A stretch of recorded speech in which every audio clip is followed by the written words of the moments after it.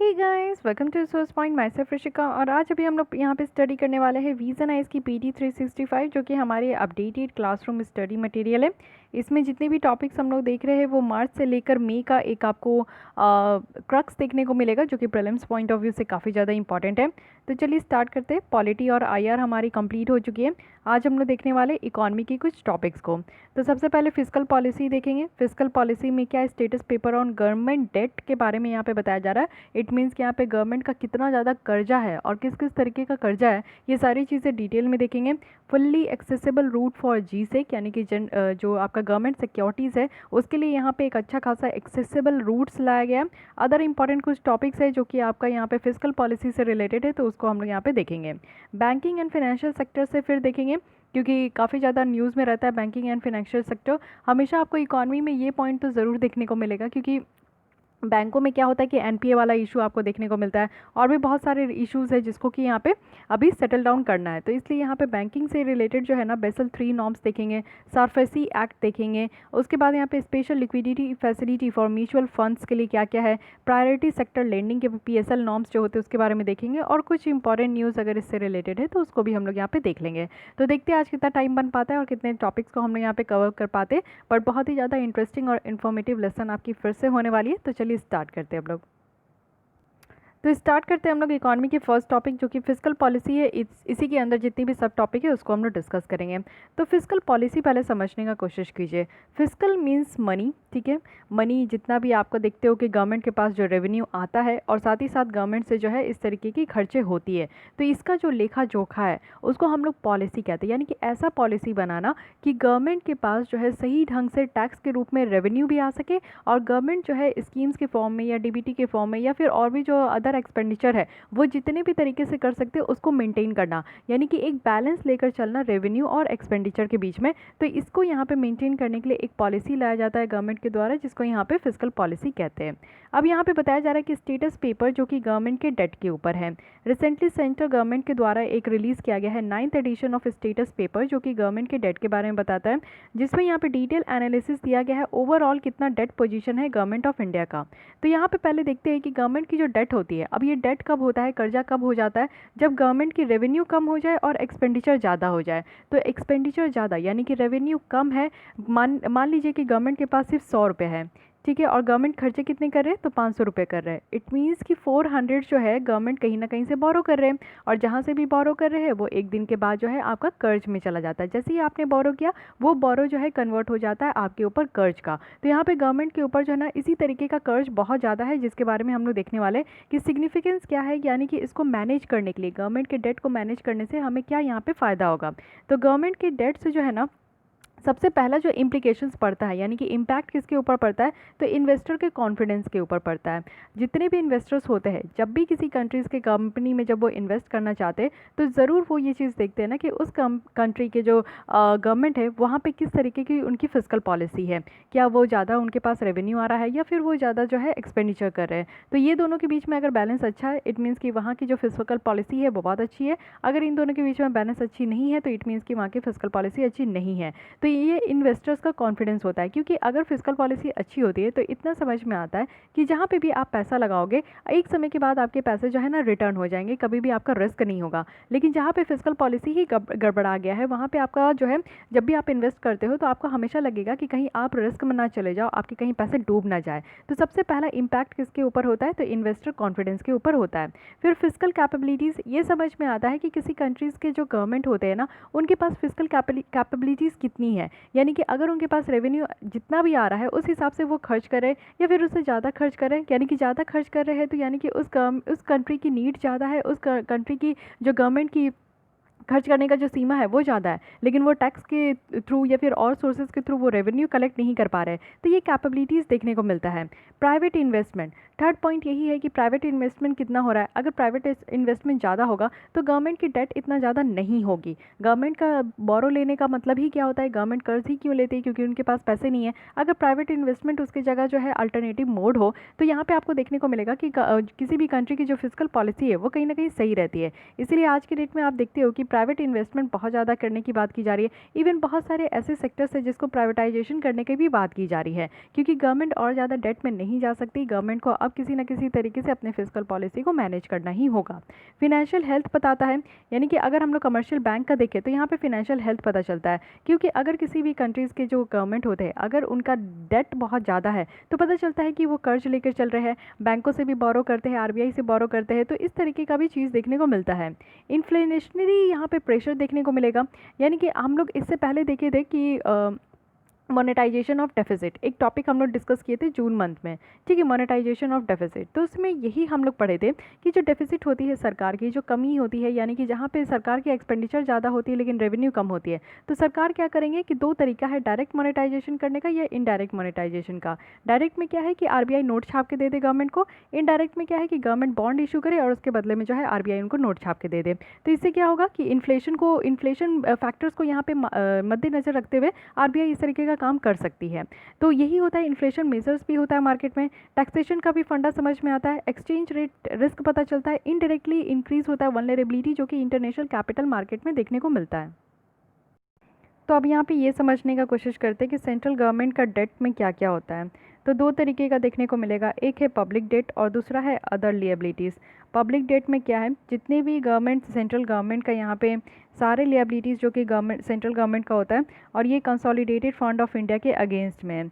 और दूसरे लिएबिलिटीज़ आप देखोगे जो भी लिएबिलिटीज़ जो कि पब्लिक अकाउंट में आपको देखने को मिलेगा, जैसे कि आपका कुछ लिएबिलिटीज़ जो कि आपका account of state provident fund में है, रिजर्व फंड में है, डिपॉजिट में है, तो ये सारे चीज़ों पे है, ठीक है। फिर फर्दर पब्लिक डेट की बात करें जो कि कंसोलिडेटेड फंड ऑफ इंडिया के अगेंस्ट में, तो ये इंटरनल भी होता है, एक्सटर्नल भी होता है। एक्सटर्नल कैसा होता है, तो एक्सटर्नल हमारे कॉन्स्टिट्यूशन में ही ये प्रोविज़न दिया गया है आर्टिकल 292 के तहत कि सेंट्रल गवर्नमेंट जो है ना बाहर कंट्री से भी बोरो कर सकते हैं, जैसे कि एक्सटर्नल बोरोविंग है, तो इसका प्रोविज़न हमारे संविधान में है जिसको हम लोग एक्सटर्नल डेट कहते हैं, ठीक है। इंटरनल डेट कैसा है, अब इंटरनल डेट भी दो तरीके का होता है, एक तो है मार्केटेबल कर्ज है, दूसरा है नॉन मार्केटेबल कर्ज। मार्केटेबल कर्ज वही हो गया जिसमें कि आपका गवर्नमेंट सिक्योरिटीज़ है, ट्रेजरी बिल है जो कि यहाँ पे आपका इशू किया जाता है। नॉन मार्केटेबल डेट क्या हो गया कि इसमें आपका इंटरमीडिएट जो ट्रेजरी बिल है, जो 14 डेज़ का इंटरमीडिएट ट्रेजरी बिल है, ये आपका इशू किया जाता है स्टेट गवर्नमेंट या फिर यूनियन टेरिटरीज़ के द्वारा, या फिर आपका यहाँ पे देखने को मिलेगा कुछ सेलेक्ट यहाँ पे सेंट्रल बैंक है, स्पेशल सिक्योरिटीज़ है जो कि स्मॉल सेविंग्स के अगेंस्ट में भी इशूड करते हैं। तो कुछ और भी जितने भी है, एग्जिम बैंक है, पब्लिक सेक्टर्स बैंक है, उनके द्वारा कुछ भी आपका स्पेशल सिक्योरिटीज़ अगर इशू किया गया तो ये सारी चीज़ें आ जाते हैं नॉन मार्केटेबल डेट में, ओके। तो इस तरीके से आपका जो है गवर्नमेंट की जो सेंट्रल डेट है वो आप लोग को पता होना चाहिए। अब इसी से रिलेटेड कुछ इंपॉर्टेंट टर्म्स भी देख लेते हैं। सबसे पहला है GDP, debt to GDP ratio. जब आपका डेट बढ़ते जाता है, आपका नहीं जब सरकार का डेट बढ़ते जाता है, कर्ज बढ़ते जाता है, तो इसका इम्पैक्ट डायरेक्टली जो है ना जीडीपी में देखने को मिलता है। यानी कि जीडीपी कहने का मतलब है कि एक फिनेंशियल ईयर में, और फिनेंशियल ईयर स्टार्ट होता है 1 अप्रैल से लेकर 31 मार्च में कंप्लीट होता है, तो ये वन फिनेंशियल ईयर में ये पूरे टेरिटरी के अंदर यानी कि इंडिया की जो बाउंड्री है उसके अंदर एक साल में total production of goods and services का कितना होता है उसको हम लोग जीडीपी कहते हैं। और इसको हम लोग इसी से नापते हैं, जैसे कि टोटल जो है ना सरकार का कर्ज कितना है और टोटल हमारा जो है एक फिनेंशियल ईयर में जीडीपी कितना है, इस रेशियो को यहाँ पे डेट टू जीडीपी रेशियो कहते हैं। और डेट टू जीडीपी रेशियो जितना अच्छा रहेगा उतना हमारे कंट्रीज़ के लिए अच्छा होगा। अगेन जो है ये इन्वेस्टर्स के ऊपर अच्छा इंपैक्ट देता है, लेकिन डेट टू जीडीपी रेशियो जितना बुरा होगा ना उतना हमारे कंट्रीज़ के लिए ये बुरा होगा, ठीक है। तो ये इससे क्या होता है, डेट टू जीडीपी रेशियो से ये पता चलता है ना कि पर्टिकुलर कंट्री जो है ना कितना पे बैक कर सकते हैं, यानी कि कर्जा कितना ऊपर उनके ऊपर कितना है और वो कितना पे बैक करने के हिसाब से है। तो ये भी चीज़ें यहाँ पे देखा जाता है। सेकंड है रोल ओवर रिस्क। तो रोल ओवर रिस्क क्या है, रिस्क को कम करने का, यानी कि जो भी डेट है, कर्ज है, उसको रीफाइनेंस करना है। और स्पेसिफिकली जो इंटरेस्ट चार्ज किया जाता है ना जब भी कोई नया लोन आप देखने को मिलेगा, पुराने लोन से जब भी आप अभी नया लोन लोगे तो उसमें इंटरेस्ट रेट जो है हमेशा ज़्यादा होता है। तो ये जो ज़्यादा होता है ना उसी को रीफाइनेंस करने का जो यहाँ पे आपका रिस्क है उसको कहते हैं रोल ओवर रिस्क। नेक्स्ट है यहाँ पे करेंसी और फॉरेन एक्सचेंज रिस्क। तो ये क्या होता है कि फ़ॉरेन से एक्सचेंज करने का रिस्क, यानी कि यहाँ पे समझिए जैसे कि इंडिया में क्या है रुपी है और यूएस में क्या है आपका डॉलर है, तो रुपी को डॉलर से एक्सचेंज करना, ठीक है, तो इसमें भी आपको रिस्क देखने को मिलता है। तो यहाँ पे क्या है ना कि जो वल्नरेबिलिटी है डेट पोर्टफोलियो का, जितना भी हमारे डोमेस्टिक करेंसीज़ की जो वैल्यू है वो डिप्रिशिएट हो रही है, तो उसमें कितना डेट पोर्टफोलियो है, यानी कि कितना ज़्यादा उस हिसाब से कर्ज है। मान लीजिए कि 2010 में जो है ना हमारे अगर डॉलर के हिसाब से कर्ज देखें तो $1 इज इक्वल टू कितना रुपीज़ था, तो उस समय 70 रुपीज़ था। तो ठीक है, हमें $1 का कितना रिटर्न करना है, तो 70 रुपीज़ करना है। लेकिन आज के डेट में अगर 2020 में आप देखोगे तो हम लोग को कितना रुपीज़ को यहाँ पे कितना $1 का रिटर्न करना है, तो 76 रुपीज़ करना है। यानी कि हो गए ना हम लोग घाटे में हो गए ना, क्योंकि हमारी रुपीज़ की वैल्यू कम हो गई और हमें कितना पे करना पड़ रहा है, ज़्यादा पे करना पड़ रहा है। तबकि हमारा यहाँ पे जो वैल्यू है वो सेम था, लेकिन साल जैसे जैसे बढ़ते जा रहा है तो वैसे ही फॉरेन एक्सचेंज जो रिस्क है वो हमारा बढ़ते जा रहा है। नेक्स्ट यहाँ पे interest payment to revenue receipt, जितना रेवेन्यू रिसिप्ट हो रहा है उसमें इंटरेस्ट भी पेमेंट करना है। ये एक तरीके का रेशियो है जिसमें कि टोटल कितना इंटरेस्ट पेमेंट किया जा रहा है और कितना डेट है जो कि यहाँ पे सरकार की जब रेवेन्यू रिसिप्ट हो रही है उसके ऊपर। फ्लोटिंग रेट बॉन्ड है, ये काफ़ी इंपॉर्टेंट है। फ्लोटिंग रेट बॉन्ड है ना, इसमें आपको देखने को मिलेगा फ्लोटिंग रेट, यानी कि आपको यहाँ पे जो बॉन्ड का जो यहाँ पे वैल्यू है वो आपको बहुत ज़्यादा डिफरेंट देखने को मिलेगा। एक फिक्स्ड वैल्यू नहीं है, यहाँ पे आपका वेरिएबल कूपन रेट है। यानी कि अगर आप लोग को इस तरीके का एक फ्लोटिंग रेट बॉन्ड खरीदना है तो इसके फेस वैल्यू में आप लोग डिफरेंट जो फेस वैल्यू है उस पर परचेज कर सकते हो। ₹10 का भी मिलेगा, ₹20 का भी मिलेगा और ₹2K का भी मिलेगा। तो आपको जितने में खरीदना है उसको यहाँ पे हम लोग कहते हैं फ्लोटिंग, यानी कि डिफरेंट वेरिएबल यहाँ पे कूपन रेट होगा, ठीक है। फिर है gross fiscal deficit. Fiscal deficit तो समझ ही रहे हैं आप लोग, जैसे कि फिस्कल पॉलिसी में क्या है कि सरकार की जो रेवेन्यू है और जो यहाँ पे एक्सपेंडिचर है उसमें एक अच्छा खासा बैलेंस होना चाहिए। लेकिन अगर रेवेन्यू कम है और डेफिसिट ज़्यादा हो गया, एक्सपेंडिचर ज़्यादा हो गया, तो इसको हम लोग कहते हैं कि यहाँ पे फिस्कल डेफिसिट हो गया। ग्रॉस फिस्कल डेफिसिट क्या है कि ये एक्सेस, यानी कि टोटल जो एक्सपेंडिचर है वो हम लोग रेवेन्यू रिसिप्ट के ऊपर देखें और नॉन डेट कैपिटल रिसिप्ट के ऊपर देखें, तो इसको हम लोग कहते हैं ना कि यहाँ पे ग्रॉस फिस्कल डेफिसिट हो गया। शॉर्ट टर्म डेट है, यानी कि सेंट्रल गवर्नमेंट का ना कुछ शॉर्ट टर्म के लिए डेट होता है, जैसे कि आप देखोगे कि 1 साल का होता है, तो यहाँ पे 14 डेज़ का जो है इंटरमीडिएट ट्रेजरी बिल या फिर रेगुलर ट्रेजरी बिल जो कि 4 डेज़ का होता है। डेटेड सिक्योरिटी मैच्योर जो 1 साल में मैच्योर हो रहे हैं, एक्सटर्नल डेट जिसमें कि रिमेनिंग जो मैच्योरिटी है वो 1 साल से भी कम है, तो ये सब आपका यहाँ पे शॉर्ट टर्म जो डेट है उसके लिए इस्तेमाल किया जाता है। तो ये सारे टर्म्स एंड कंडीशंस है जो कि काफ़ी ज़्यादा इंपॉर्टेंट और काफ़ी ज़्यादा टिपिकल भी है, जिसको आप लोग बार बार पढ़ोगे ना तो आपकी कंसेप्ट क्लियर हो जाएगी। नेक्स्ट यहाँ पे देखते हैं कि इंडिया का क्या परफॉर्मेंस है डेट सस्टेनेबिलिटी के इंडिकेटर्स में। तो अगर हम लोग स्टेटस पेपर के अकॉर्डिंग देखें तो आज के डेट में जो गवर्नमेंट की डेट पोर्टफोलियो है ना वो कुछ इस तरीके से आपको कुछ इंपॉर्टेंट जो इंडिकेटर्स है उसके बेसिस में बताया जा रहा है। पहला है कि डेट टू जीडीपी रेशियो देखें सेंट्रल गवर्नमेंट का, तो ये कम हुआ है, यानी कि 2018-19 में अगर आप लोग आज के डेट में देखोगे 45% है, लेकिन यही 2011-12 में कितना था, 47% है। इट मीन्स कि ये हमारे लिए जो है ना ये दिखाती है कि हमारे ऊपर जितना भी कर्ज है सरकार के ऊपर, तो सरकार अब इसको पे कर सकते हैं, ठीक है।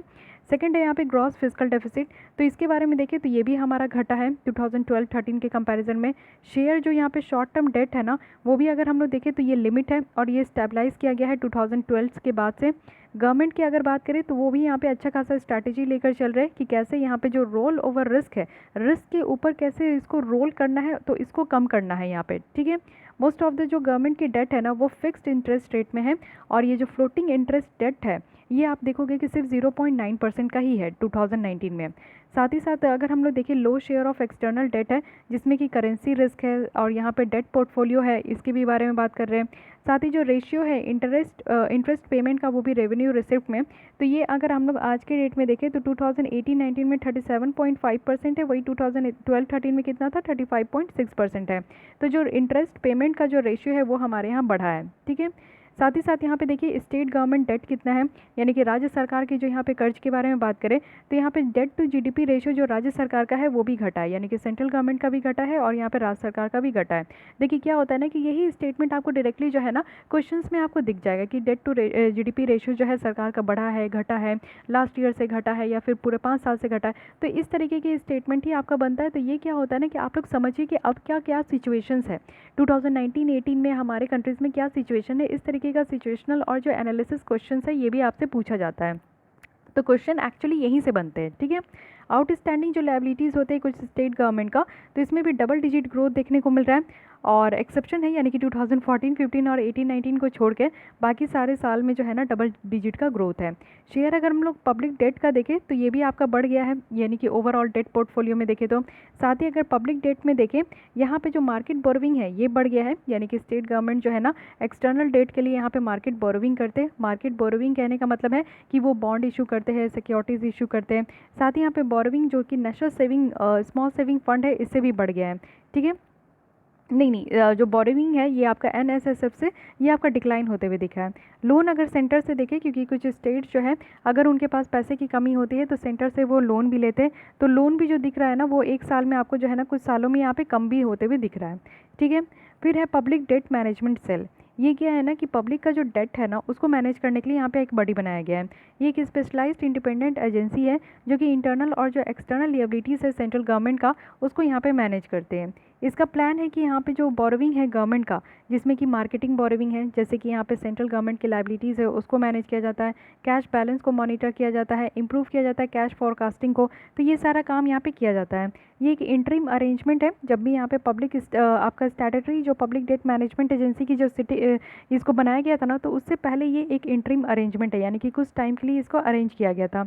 लेटेस्ट अगर हम लोग क्वार्टरली रिपोर्ट देखें इसका, तो यहाँ पे पाया गया है कि जो टोटल लायबिलिटीज़ है गवर्नमेंट का at the end of December 2019, तो ये आपका थोड़ा सा बढ़ गया है 3.2% से। तो कोई बात नहीं, कर्ज जो है वो बढ़ते ही रहता है, घटते रहता है, इस तरीके से हमारे जो कंट्रीज़ में ये चलते ही रहता है। ठीक है, ओवरऑल क्या है उसके बारे में आपको पता होना चाहिए। नेक्स्ट टॉपिक में आते हैं जो कि है fully accessible route for G Sec. तो जीसेक होता क्या है, पहले ये बेसिक देख लेते हैं क्योंकि क्वेश्चंस यहीं से अराइज हो जाते हैं। So what is government securities? Government securities एक ट्रेडेबल इंस्ट्रूमेंट है जो कि सेंट्रल गवर्नमेंट के द्वारा इसको इशू किया जाता है या फिर स्टेट गवर्नमेंट भी इसको इशू करते हैं। ये ध्यान रखना है, दोनों के द्वारा इसको इशू किया जाता है। साथ ही इसमें सिक्योरिटीज़ में देखें तो ये शॉर्ट टर्म के लिए भी होता है, लॉन्ग टर्म के लिए होता है। जो शॉर्ट टर्म के लिए होता है यानी कि एटलीस्ट ये 1 साल से कम का हो तो उसको ट्रेजरी बिल कहते हैं। और आज के डेट में जो ट्रेजरी बिल आपका प्रेजेंट किया जाता है वो 3 तरीके से किया जाता है। एक 91 डेज़ का है, एक 182 डेज़ का है और एक 364 डेज़ का है।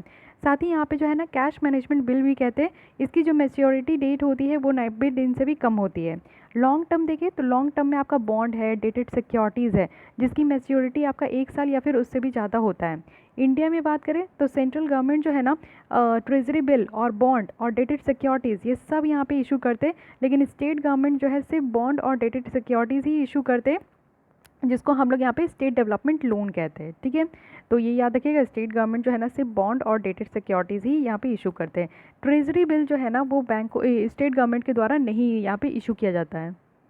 तो जीसेक को इतना ज़्यादा जो है क्यों माना जाता है कि जीसेक में ही इतना ज़्यादा आप लोग देखते हो कि गवर्नमेंट जो है जब भी उनको पैसे की ज़रूरत होती है सिक्योरिटीज़ को लेकर आ जाते हैं, तो इसीलिए क्योंकि यहाँ पे ज़्यादा डिफ़ॉल्ट करने का रिस्क नहीं होता है, इसीलिए इसको रिस्क फ्री गिल्ट एजेस इंस्ट्रूमेंट भी कहते हैं। ये ध्यान रखिएगा कि इस तरीके का जीसेक में जो है ना आपका डिफ़ॉल्ट करने का चांसेस कम होता है। मेजर प्लेयर्स की बात करें यहाँ पे तो कमर्शियल बैंक प्राइमरी डीलर है, इंश्योरेंस कंपनीज़ है, कोऑपरेटिव बैंक है, रीजनल रूरल बैंक है, म्यूचुअल फंड है, प्रोविडेंट एंड पेंशन फंड है।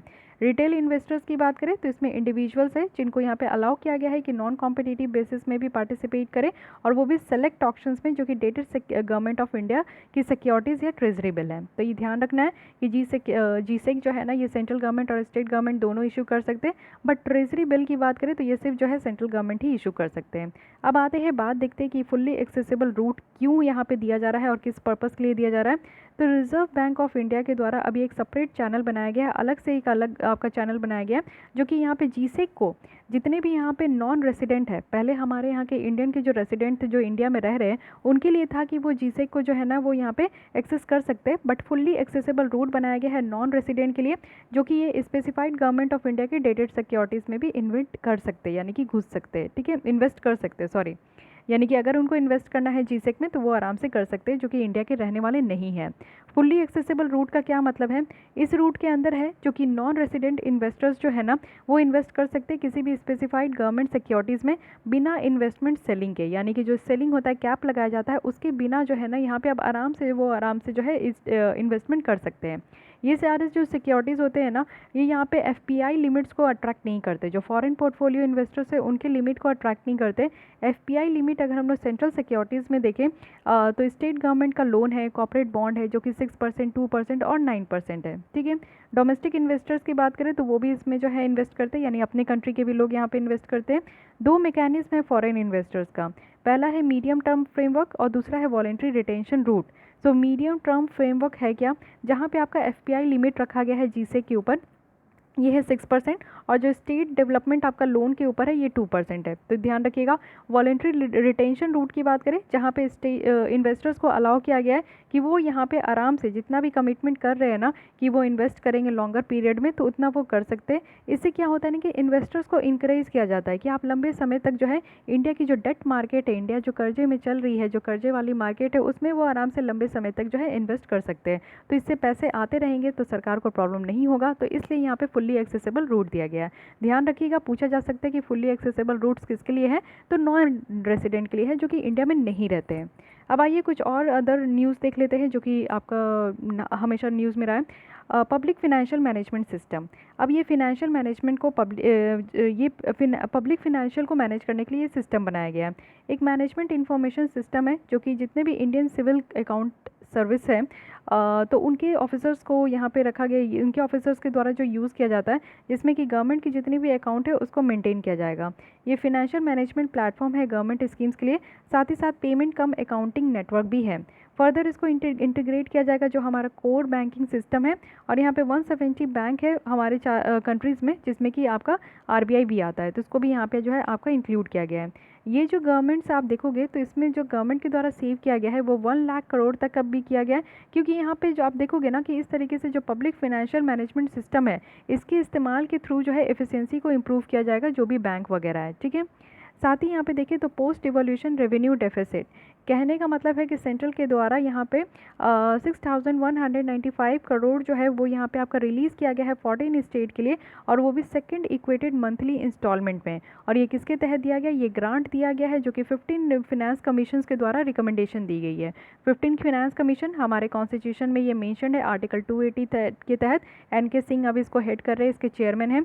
इनके द्वारा यहाँ पे कहा गया है कि 14 स्टेट को देना है, वो भी 6195 करोड़, जो कि यहाँ पे आपका ग्रांट के फॉर्म में। तो स्टेट को यहाँ पे जो अगर पैसे की ज़रूरत होती है तो स्टेट क्या करते हैं कि सेंटर से जो है ग्रांट लेते हैं, ये मदद लेते हैं, फिनेंशियल एड या फिर लोन लेते हैं, तो इस तरीके का भी वो जो है पैसे का अपना कमी पूरा करते हैं। तो ग्रांट यहाँ पे दिया जा रहा है। साथ ही यहाँ पे अगर हम लोग देखें तो ये सेकंड लार्जेस्ट चंक है फिनेंशियल कमीशन का, जो कि यहाँ पे ट्रांसफ़र किया जाएगा फिर रूरल बॉडीज़ को भी।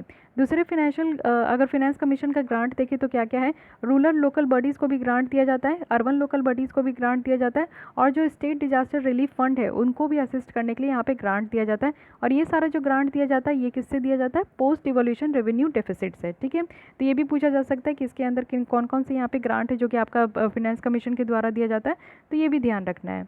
फिर आते हैं यहाँ पे LLP सेटलमेंट स्कीम 2020 लॉन्च। तो देखिए ये आपका एकदम न्यू है, एकदम ताज़ा तरोताज़ा है, तो इसको ध्यान रखना है। मिनिस्ट्री ऑफ कॉर्पोरेट अफेयर्स है जिनके द्वारा ये स्कीम आपका लॉन्च किया गया है।